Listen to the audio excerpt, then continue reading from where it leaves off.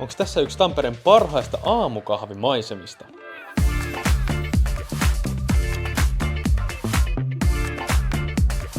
Tästä kun astutaan tähän 96,5 neliöiseen kolmioon, niin tosta löytyy erillinen vessa, mutta se oikeastaan ihan ekana, niin täällä on moderni kylppäri sekä myös totta kai tilava sauna. Ja jokaisestahan suomalaisesta kämpöstä pitäisi löytyä tämmönen.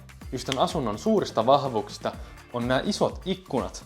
Ja tossa myös näkyy vanha pienen voimalaitoksen piippu, joka on pimeällä valaistettuna. Tällä alueella siis on jonkinlaista historiaa myös. Tää tosiaankin sijaitsee Valmetin kadulla Härmälän rannassa Tampereella. Jatketaan vaan. Tossa on tosiaankin kodinhoitohuone. Tästä päästään oikeastaan päämakuuhuoneeseen. Ja tässäkin myös ikkuna, josta avautuu todella hienot järvimaisemat.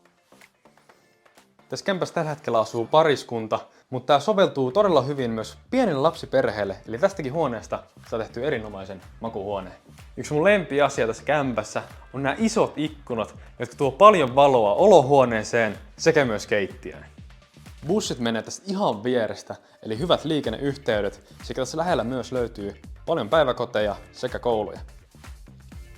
Tän kämpän kruunaa tää iso parveke, ja tuolta muun muassa pystyy vuokrata veneen, ja tästä lähellä on myös todella hyvät liikuntamahdollisuudet, esimerkiksi tuo tenniskenttä.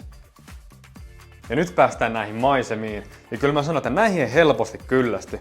Varsinkin kun tosta lähtee talvella lehdet pois, niin avautuu koko Tampereen skyline.